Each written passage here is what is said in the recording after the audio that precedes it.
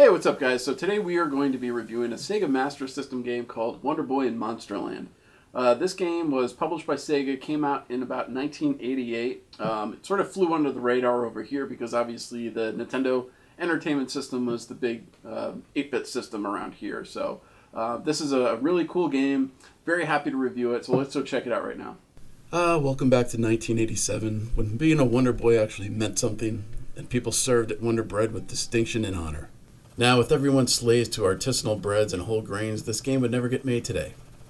Actually, wait, people are still copying this game years later. Despite this game's obvious connection to the Wonder Bread line, I was able to do some testing and find out that this game is indeed gluten-free. So if you are allergic to glutens, please rejoice and consume this product in the normal way. Don't try and eat it. Wonder Boy in Monsterland is a game developed by a company formerly known as Westone and published by Sega. It came out in the arcades in 1987 and surprisingly actually came to consoles first on the PC Engine only a few months after it was in the arcades. It eventually came to the Sega Master System in 1988 and was a sequel to the first Wonder Boy. Now, if you ever played the first Wonder Boy, you know this is a complete 180 in terms of the entire aesthetic of Wonder Boy. The first Wonder Boy was a pretty simple side-scrolling action platformer set on a tropical island where you ride a skateboard and throw shit at bad guys. Nintendo-only fans, you probably remember this game as Adventure Island. I was never a fan of that game. I was never a fan of the first Wonder Boy or Adventure Island, but this is really the game that first kind of brought me into the Wonder Boy fold.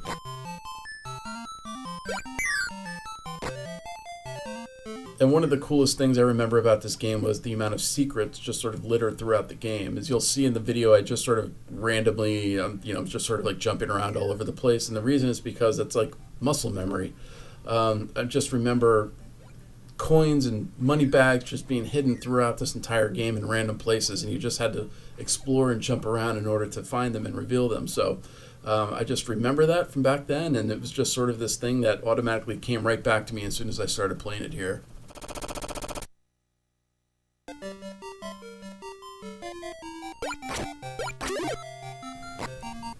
Now, the controls on this game are fairly tight. I mean, I have never played the arcade version. I haven't played the PC Engine version, so I don't know how they compare directly to this one. But, the controls are pretty tight. Controls very well, so, no issues there. The only issue is kind of the Sega Master System pad. It's, it's not as great as I remember. I kind of grew up at the console, but the D-pad really kind of sucks. So, but you can use the Sega Genesis pad in the Sega Master System, so that was always a nice plus. So as you can see here, I'm just sort of making my way through this town. That's one of the nice sort of RPG elements that they put in this game is, they have NPCs that you can talk to, and you can go into these shops and heal yourself and buy stuff. And I always thought that was a nice, cool addition to this game and always made it feel more like a sort of an action RPG. Now, this is the first time the Wonder Boy series incorporated action RPG elements. I mean, I wouldn't go as far as to say this is a full-on action RPG, since there's no real saving, password, or backtracking elements. I would call this a side-scrolling action platformer, but it's got some added layers of depth because, as you can see, you can kill bad guys, and as you make your way through, you collect coins. Now, you can use these coins to go to shops, and these shops have upgrades for your gear throughout the entire game. So you can get body armor, foot armor, shields, the occasional magic spell to help you out with bosses.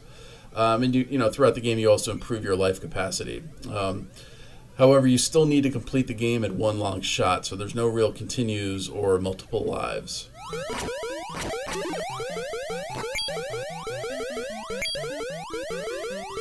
Now, this game definitely has some challenge. Making it to the end without dying is definitely not easy. However, the game is not punishingly difficult, so it's pretty easy if you do die to sort of jump right back in and start making your way through the game, because it's definitely fun enough and it definitely has enough charm where it's not going to push you away if you keep dying.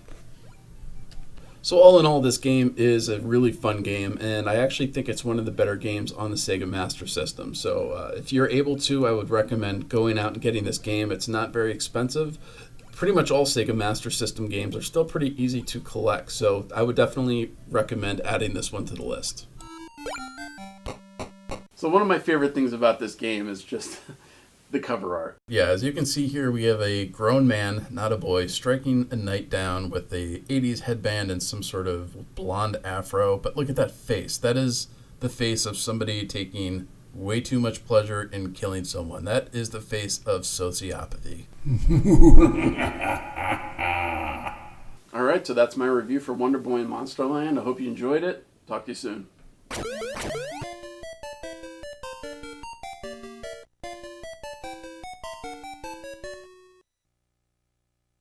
What's that? I think the box is saying something.